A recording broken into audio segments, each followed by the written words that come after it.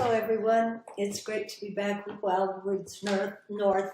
I'm certainly missing the chit chat and getting together and the vibe of it all, but I'm totally pleased that Prowl and Donna and all of the people involved were able to get us together collaborating again and give us this opportunity. I would like to thank also all of the great writers from around the country and province and region who flock to support our projects, and to thank Jeanette Lyons for reading our poems and liking mine. Thank you. And I was so engaged when I saw the photos of Haley Bassett's stop, and especially one of the small photos that showed the Himalayan blackberry up close. And it just reminded me right away of my association, my knowledge of blackberries from my many summers at the coast, and how I fell in love with the berries and really not with the bushes at all, and did know a little bit about them not being indigenous. So I was just really engaged, and I appreciate how this transports a writer to another dimension where you just get involved in the circular momentum of the poem. I enjoy the research that I do around poems, and so I want to just mention two things. Burbank was a eugenicist and seed and plant manipulator in California, and I think people might know Burbank potatoes from him, but he received a cutting and seeds from the blackberry from a friend or an associate in India, and so assumed they were Indian and named the plant the Himalayan blackberry, completely not knowing that actually the berry was given to the East Indian person by someone from Armenia. And the other person is John Evans. John Evans was a missionary who did a lot of work translating Bibles, and then came to Canada and was involved in creating a written Cree language. And what he fell back on was the Abugidas that he knew from India to do the vowel consonant vowel symbols and create the written language.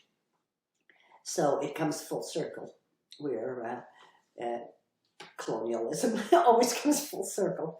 Anyway, those were the two things that I really appreciated being able to read up about and get those connections.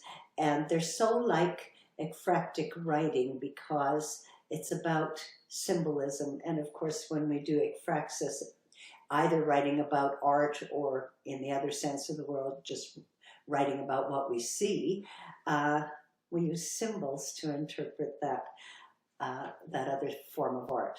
So also I would like to say, I think it was just so creative of Donna to come up with the idea of using ekphrastic poetry and engaging the fine arts community in that as well. So my poem is called Himalayan Blackberry, Rubus Armeniacus, or Eugenics, Colonialism, and Abugidas. Let us consider elastic potential energy, how twisting and binding increase reserves. Let us consider the first known twist, coincidental with past American eugenics. Let us consider human agency in history, hubris, misconceptions, capacity for error. Luther Burbank seeds Himalayan giant blackberry. Deny its thorns, resiliency, vigor. Let us turn our minds to linguistic systems, writing symbols to replace presence or art. Let us imagine the graceful loops of Sanskrit, its roots in Devanagari reaching to the mountains, and let us know they are the Himalayas of North India, that Mount Ararat lies elsewhere to the west. And know seeds mailed from India may originate elsewhere. Acknowledge possible failure to employ scientific query. Let us ask the question with keystrokes. Find the scientific name Rubris armeniacus. Let us compare Armenian Hayats to Devanagari. Admire the absence of its relevance to Cree.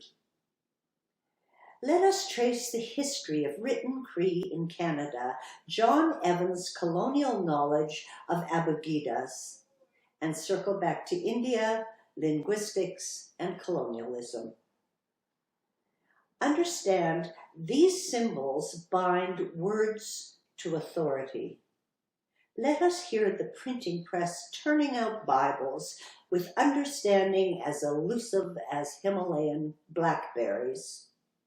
Let us sense elasticity coiled to its maximum, a store equal to the history and work of its making.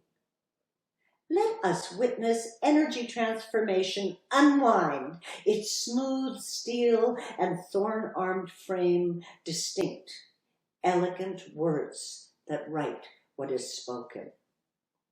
In English, stop. In Nepali, roka. In Cree, naki. In Armenian, dadaretsnel, stop, cease, discontinue, desist, intermit.